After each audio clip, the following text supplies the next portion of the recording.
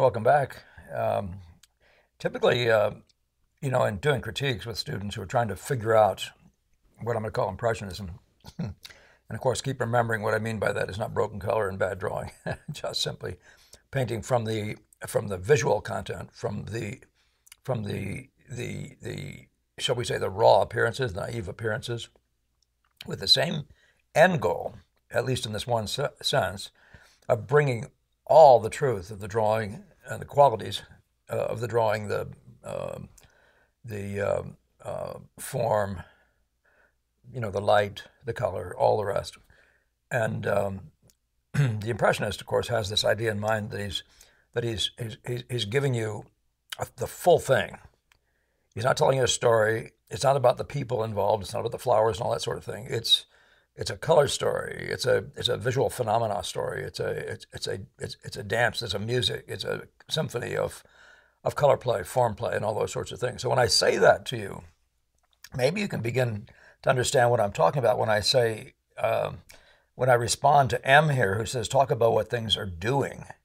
You speak of what colors are doing, what edges are doing. I need to understand that better. So understand, if you get to that point where you understand that what we're doing is finding the right color, the right value in the right place, right? It's just the right color, the right value, the right place. Easy to understand, hard to do, according to according to, I believe, again, DeCamp. Others have told me that it's Tarbell, but somebody can find that for me. The fact is, it's repeated. And it's repeated by others. The whole idea of it being a mosaic at times, has to do with just putting down the right color blob in the right place. I had this very strange experience, by the way, with my son, with Mr. Producer here. When I don't know if you remember this, Whitaker, but when you were really young, I remember you were sitting there with a piece of paper in your hand. I was sitting across the room on a chair or on a couch or something like that, and you were comfortably somewhere else. I got this paper in your hand, you were looking at me, and you were making this kind of a marking on the paper. You're just going bang, bang, bang. What looked like bang, bang. I thought you were just fooling around. You you like to kid around.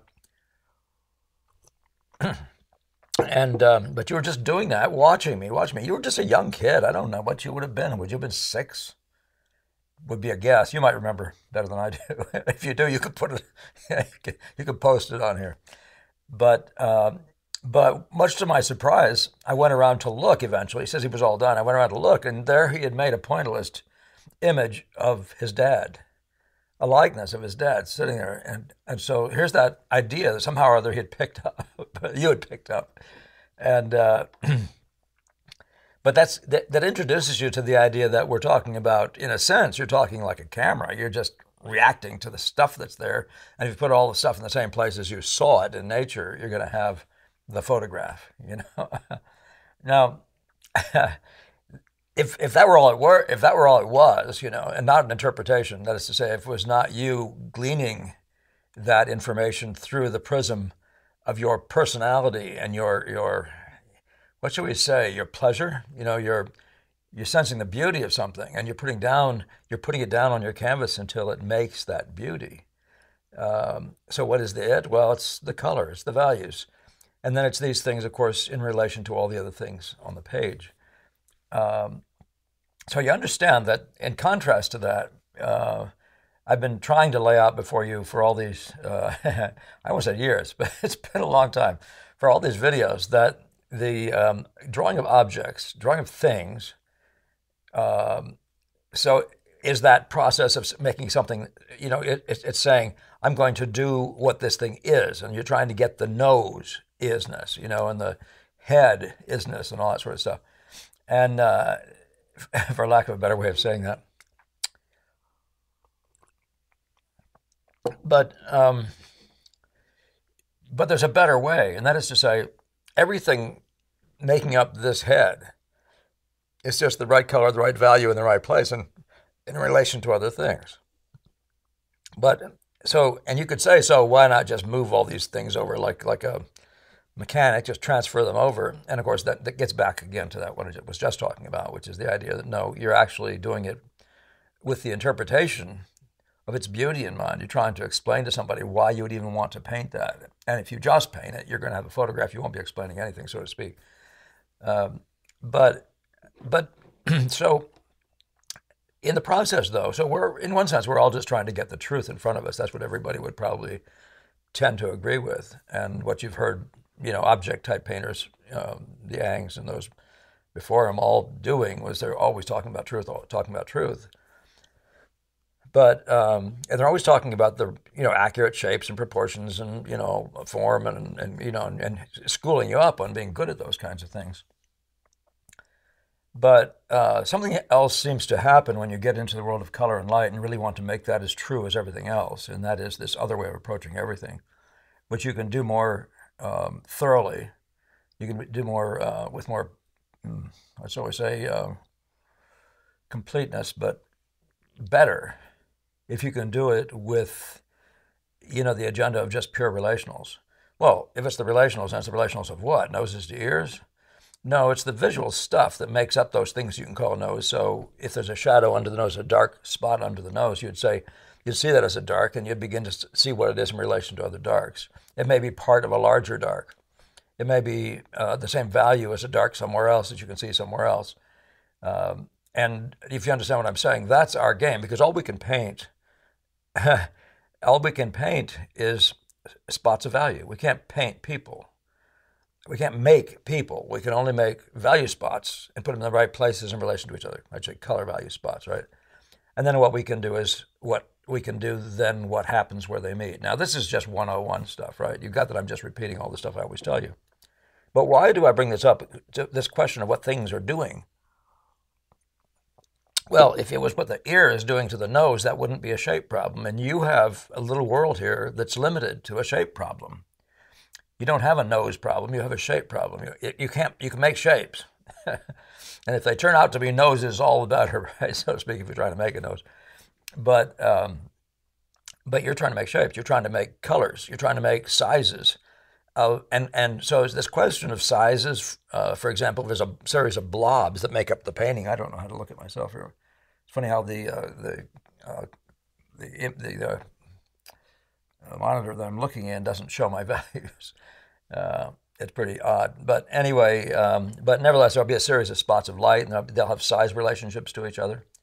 A series of reds, and there'll be one richer red and one, and there might be a movement from a red, shall we say, a middle red, untinted red, to a bluer red and a warmer red. These are all elements in a picture, right? These are all phenomena as it works out in a picture.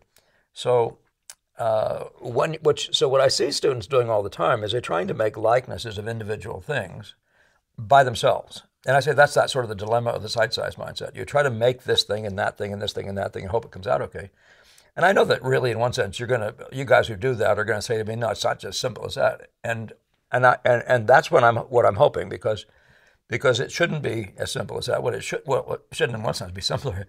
But what it is then when things do something in relation to each other. See, when there's two things in a picture, you look at a red and then look at the other two reds, you can see them doing something in relation to each other. What they are by themselves, they're not doing anything. They need context. So the doing is what they are in a context. So you look at a big painting and say that's the lightest light in the picture. That's context, right? So that's performing the role of the lightest light. So if you could think in terms of like maybe action, what's the action? Well, then you'd look at that light and actually understand, well, let's say the spotting of the lights. You'd say, well, that's the lightest light, and where's the next light? And where's the next one? And you begin finding yourself in that world of, say, Sargent, where he's talking about these 5 major value masses. And so what are they doing in relation to each other? Where you're talking about value masses, what they're doing is one's really dark and one's modestly light, not really light. And then there's they land at a certain place, and you might say, in relation to each other. Let's just treat this as if this were let's make this the darkest dark. And then the next darkest dark is here, and the next darkest dark is somewhere else. And then they get closer and closer as they come down here, meaning there's a rhythm. This one to a smaller one, to a dinky one. These are distances between the values, if you can understand values 1 to 10. That'd be the equivalent of saying here's 10, there's 7, and then and that was three points in there, 3 numbers. And then the 5 would be 2, and then you'd say 4, and you know what I mean? You'd be going down like that to 1 and then a half of 1, and you'd be getting that sort of a rhythm. Bigger here, next biggest here, and so on and so forth. That's what I mean by doing.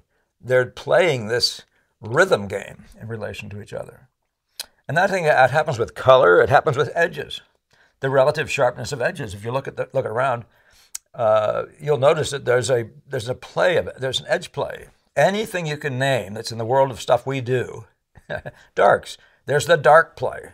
In darks, if your darkest darks, you can say about those darkest darks, one of them is the richest one of the darkest darks. You can say that one of them is the red, yellow, or blue of the darks. And you begin to see what they're doing in relation to each other. They're setting themselves up to be the red, yellow, blue. They're choosing sides. So maybe, and you talk about, just a curve. We talked about it before. We talked about the Michelangelo's, drawing that hip, and then talk this counterpoint thing, this contrapposto or whatever it was. And so the hip coming down and then picking up the calf. Well, I'm going to show you these with pictures, but this is the world that I'm talking about. There's interplay. Well, interplay, and the word play is a performance thing, isn't it? So it's not just that it's the right color, and this is the right color, and you think it'll come out okay. It won't come out okay unless the artist's brain is actually looking for the play. You don't get the play by just, you would never see it in a photograph. You wouldn't see the play. You wouldn't certainly see the play that this artist is focusing on. And you wouldn't get that filter. That filter is you seeing magic play, stuff that you find intriguing and beautiful, and it's all about the correlations of things, what things do in relation to each other, right? So that's the doing, and so you don't. It isn't enough to say what value is this even, but it's certainly not to say is that a nose or is that a head. It's not enough. And to get the form right or something like that. If you don't understand form play, the large and the subforms and the minor forms and the interplay of form to form, gesture, any blob has a gesture. You see the set of the blobs. Do they do something gesturally together? And is there a set of, say, gestural angles of these blobs, one being tilted more, one then more vertical, and then one tilted the other way? If there's a set of major masses that do this, the guy who's there, who's looking at this whole thing, will say, oh, that's part of this thing that's getting me excited, that really makes it worth painting. And then you really make sure you just focus on that, make sure you articulate that with every little mark you make, okay? And keep looking for that to happen. All right, I haven't showed you any pictures yet, so let's get on with this. I'm going to have that problem again, hey, Mr. Producer. All right, see if I can find my red arrow. So I'm going to come back to this, but I'm showing it to you on the screen now, and I'm not going to read it to you now. So this is just a comment that I'm making about it. I may do a blog with this in mind, but right now I'm just going to go down to the next picture. Oops, I went a little too fast. So I'm showing you a couple shots of my own work, and I'll show you what I mean to be really quite specific. If we're talking about let's just say in this picture you see the relative golds. My golly, this is going to be a fun day. The relative golds in this picture, right? You have a rich warming oranging gold and something less. You have the more yellow into green golds, but there's a whole family of warm golds that seem to be relating to each other. And you can see them chromatically in relation to each other, and you can see them, for example, in placement, traveling from one place. It's going to be fun. What is going on today? And you can see them, but you can see them traveling in relation to each other. So, but the gesture of this yellow, the gesture of that yellow, and the gesture of this, if a painter was there, these things will have a distance between them and an angle relationship between them that has this element of what makes beauty. Remember, I'm always trying to say to you, your job is to put up something that actually you feel really does look good, and especially when you look through a viewfinder, you say, yeah, that really has unity and it's fun. And then you simply have to, in the course of time, if you didn't pick it all up while you were working on it, your job is to discover what makes that song. Where the beauty, what really makes this thing happen, that's intriguing. And to understand that, of course, is really understanding, shall we say, everything. So, or you can see, for example, the curves, sort of the ovals, if you want to call it that, the series of ovals, this and this and this lid, even the tops of these guys. And you'll notice that there's a bunch of them in there. And you'll be watching, if you're an artist, you're actually aware of like. So as soon as you look at any oval, you'll simply relate it to other ovals. You will do that. An oval being just simply a tilted circle in this case. And you'll be looking, you'll be watching everything in terms of making a likeness. And by the way, let's just talk about making a photographic likeness. when you're trying to make the likeness, when you're trying to understand, say, the location of this, you can see it as an oval. You can see it as a dark blob even, this passage here. And when you see this dark blob as a function of, say, this dark blob right here, this playing to this, you'll begin to see that the accuracy is not going to be measured accuracy. It's going to be how this plays. This is that counterpoint thing that Michelangelo talks about, how this plays into and to this, right? So you can feel that these things are beautifully integrated to each other, right? And you could even see that with this and this, and you can see that with this and lots of other things. The interplay is all over the place. So what I'm trying to get you to do is realize that instead of just drawing perfunctorily, find beautiful things to draw. In other words, find the relationships that intrigue you, this to this or whatever it is. Well, that begins the game going, at least, and it happens in color in every other way. I'm hoping you'll see some of that. You're trying to draw the shape of this right here, but it's only right when it's right to this shape over here. And in the case of this being a white blob, you can simply say this shadow line over here is playing and making the whole thing feel full. It makes it feel like an egg itself, right? This whole shape begins to feel like an egg. But if you don't see this side while you're watching that side, you won't see what they're doing. And it's what they're doing in relation. That is the doing. You won't see what they are. You can see that what they are isn't as satisfactory as what they're doing, right? I mean, number one, if you say what they are and you say that's a thigh, or this is the sartorial muscle, or whatever it is you feel like saying, or that, where will that get you, right? It's not visual, so it's not going to get you anywhere. But if you see this thing you want to know, and you say to yourself, I got to get that angle right, you'll take in, with your brain, you'll take in, for example, this thing here, and you'll start seeing a really beautiful interplay between this and this. You may even see more. You may see this talking to this, talking to this. You follow me? And once you're in this game, you're in a game where the intrigue, or how about this one here, where the intrigue just begins to happen. So it's the interplay between these things. So if you found this beautiful in the way you set it up, if you miss the interplay, you'll miss its beauty. So, and by the way, if you're going to err, this is the human mind. Instead of a mechanical process, the human mind is doing the erring, right? So if you err, you're going to err on the side of beauty. Let's say on the side of the thing that turned you on, at least if you go far enough to get that thing to excite you, that exciting thing. So, well, I hope that begins to get you there a little bit. I was just taking this, a photograph of Mr. Gamble that Tom Donnelly showed us, I think, at the Williamstown talk. And but I just wanted to, for the fun of it, there's the model on the right. There's the painting. There's Gamble, hand and head. So here we have a room. Basically, you can see green and orange, green wall, green jacket even, and orange stuff. And then you see the reds, which are the faces, and then you see these blues, which you could argue actually maybe seem to be moving from a blue of one sort to a greener blue. So I say moving to, do you see that? So if you feel this, if you say this is value X, and this is color X, and that's color Y, you won't get the same results as if you say this into this. What is this, as it travels over to here, what is it becoming? So you can see the same thing about the heads. You can see that this richer, redder head is going to a lighter head over here and getting to a dead head over here in a travel of what you may as well call the reds, even though I was barely making it as a red. And you get the same thing with the yellows. You can see the travel of the yellows. I like this light, the jacket here, his hair, and this all could possibly being thought about as the greens. And so there's the small and most warm one. There's the one with perhaps the most neutral, and then the lightest maybe. And then there's there's this one. And I'm looking at those and I'm watching them. If you watch all three of them at once, something will begin to happen. You'll begin to see what they're doing, and that's the key to this. I'm really trying to get you just to look longer. As Paxton said, look 4 times for every time you make a mark. Well, if you look 4 times, you're going to begin to see something. And we can talk about the darks. We can talk about the dark to the dark to the dark, or the dark.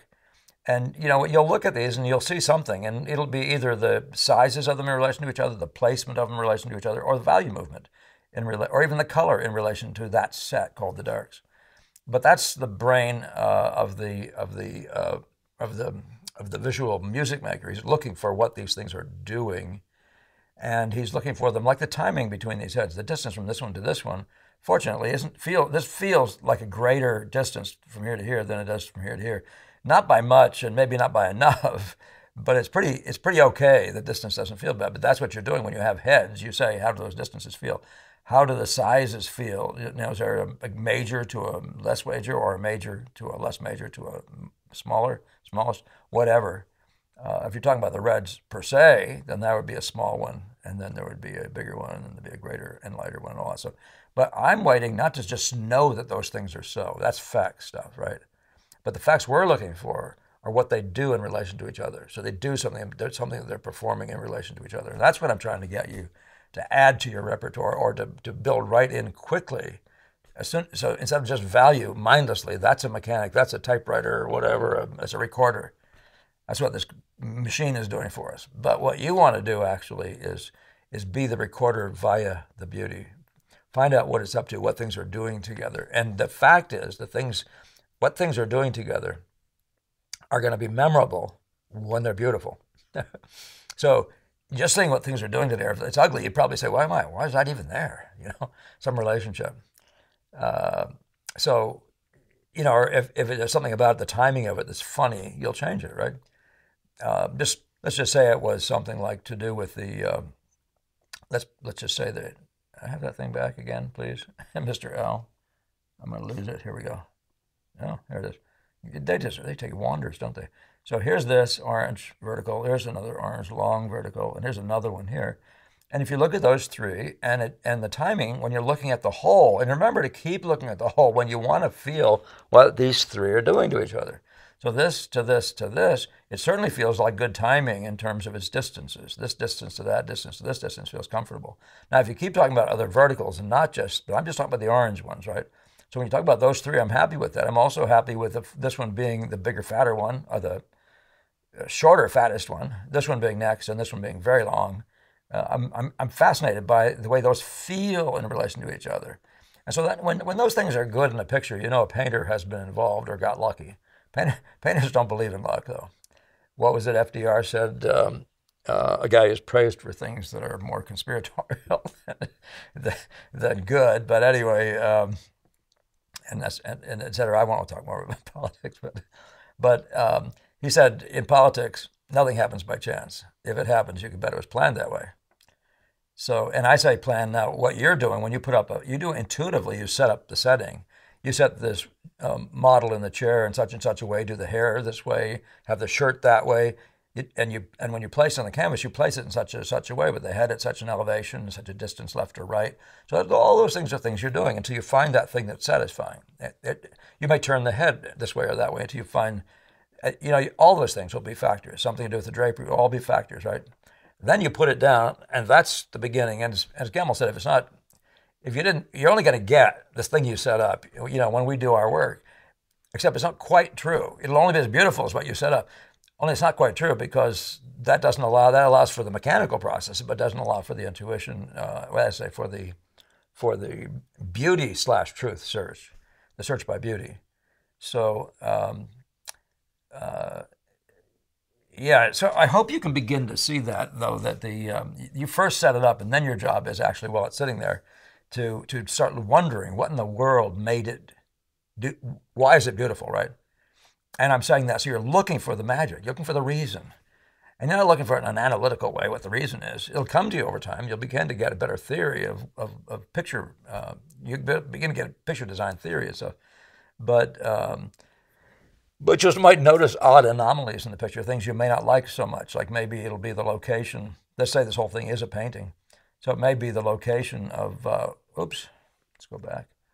Say the location of this bar, you don't like that very much. You may do some funny things. You may like it lower or something else, or exiting the picture and not crunching into this corner right here. Or there's some, but you'll notice that and you'll wonder, should I move that up or down? And you're not going to be looking to move a lot of stuff, by the way, or you wouldn't have started painting this. But there'll be something that may keep nagging you, and you'll say, well, what is that part of? What is that participating with? And you might say, well, it's a big near horizontal angle. There's another one here. Then there's the heads. They're doing that. And it sort of looks like I'm starting it to be a movement. And then there's this angle right down here. So maybe actually we have something that isn't all that. There may be a good reason to keep that there. But if it's this to this to this, then you're going to say, well, maybe, though, the angle should come down a little bit.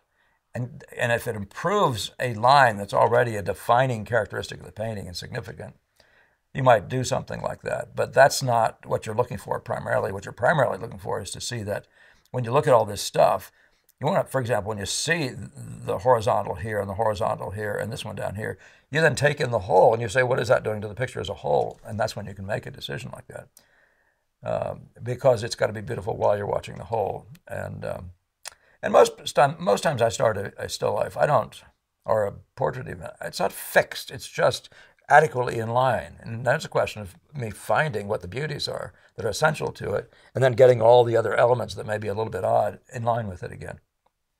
So, and so you understand basically everything I'm talking about with relationals, right? I mean, so if I was looking at the darks in this picture, or even the things with dark edges, I'd be looking at this as the major dark. This is a second dark, and this is the third little bit of a dark, right? Maybe this and that into one.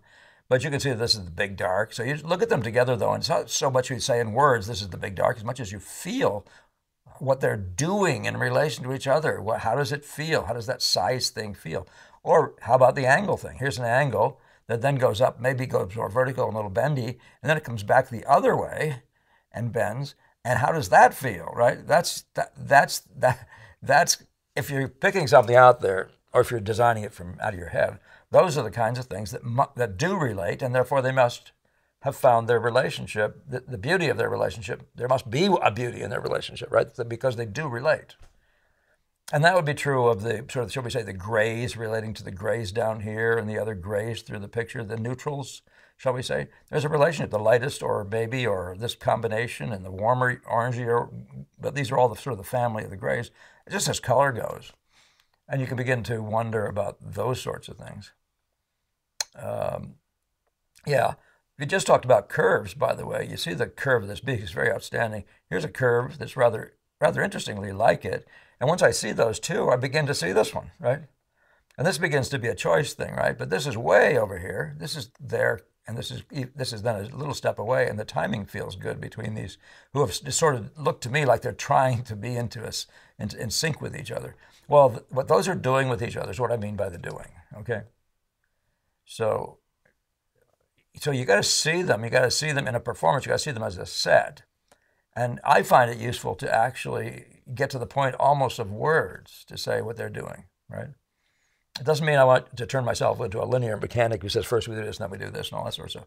Although it is helpful to know something for sure, like the placement of this bird, shall we say this major mass of this bird on the canvas is one of the most significant things you can do, because that's what happens from across the room. That location on the page will tell you whether the guy was a nut or not, or the general abstraction, of whatever the lights are doing on a dark picture is what's going to first catch you. So we could talk about one other thing with this picture in mind, and that is the values order. So you could say, well, this picture obviously has darks. It obviously is a grand middle tone picture, right? And it has power lights, right? The lights. So you'd say, well, the lights are the dominant in this picture. The distance between the dark, if you blur your eyes, the distance between the dark and the light, these are closer in value to each other than these are, right? So you can see that there's a timing thing. Again, if you said, here's the lightest light, then there's some distance to the middle tone, and then the dark and middle tone are closer to each other. And you'd feel that timing there.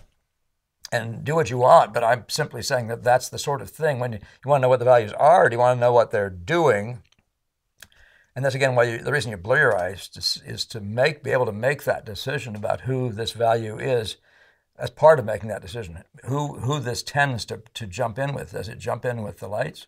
Well, obviously it is part of the middle tones, but does it jump in with these? If you blur enough, it tends to let the whites stand out more than the darks stand out. So you have that, if there's a choice between these two and these two, this is the light, this is the dark, you'd be, say, the middle tone lands at such and such a place, 2/5 or something like that.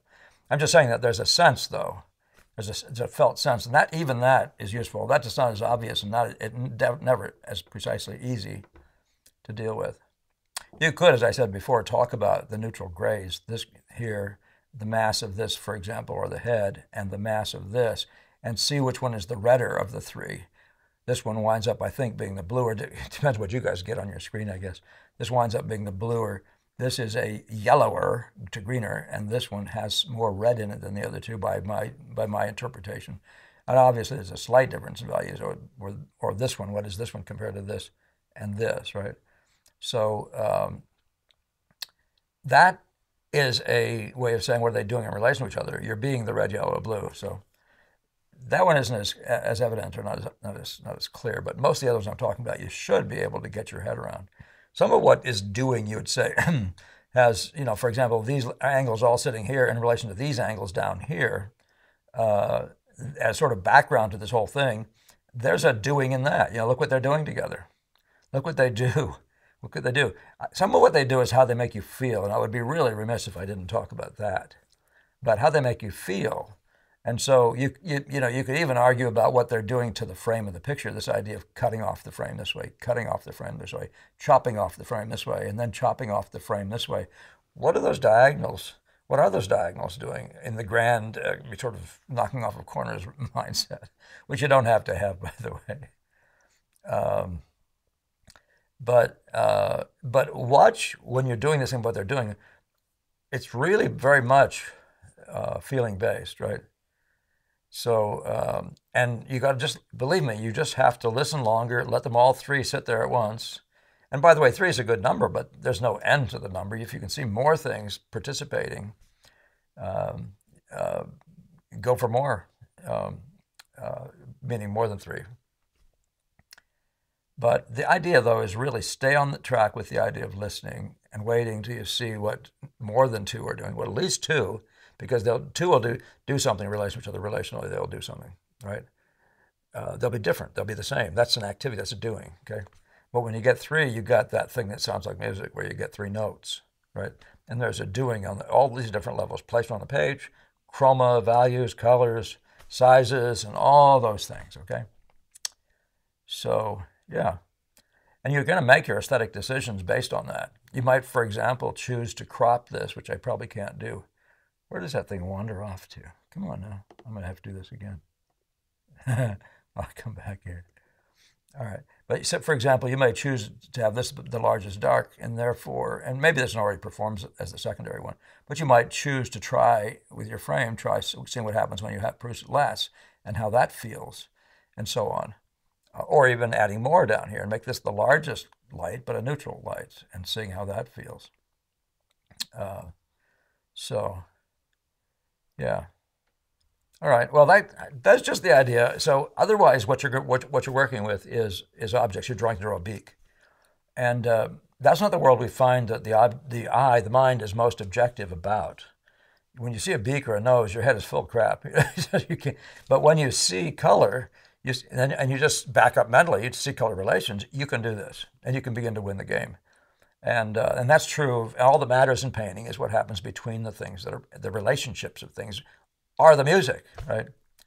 So what things, again, I say things are like, at least do that.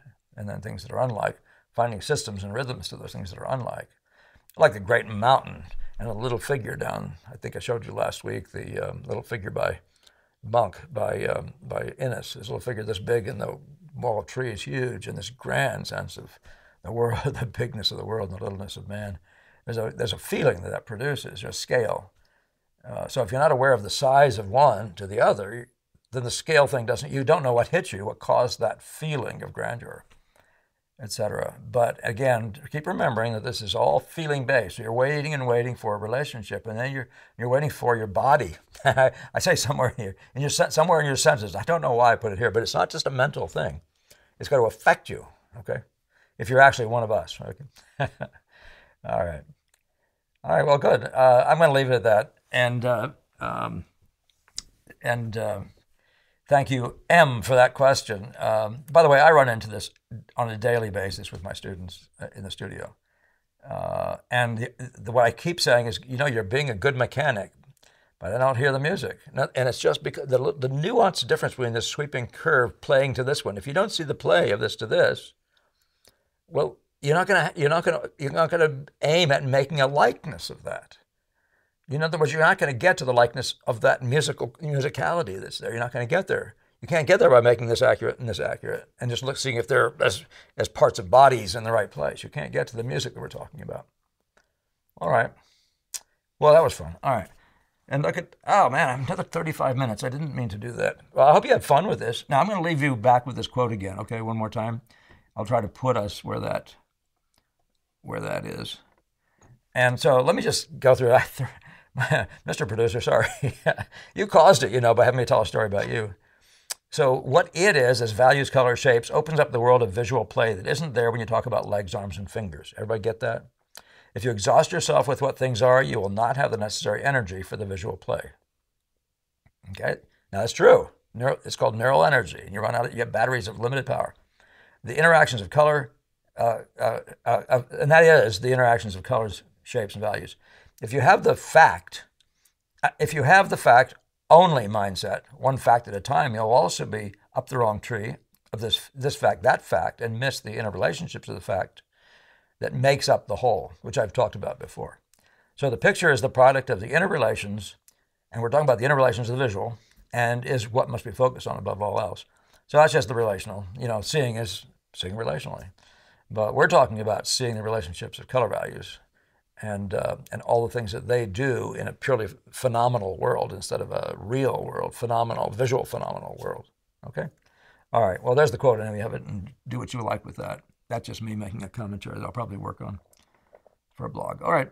Thank you all for your time sharing and your commenting and your donations. Keep them coming. Much needed at this end. So, and we'll see you next time. Please enjoy your next couple of days.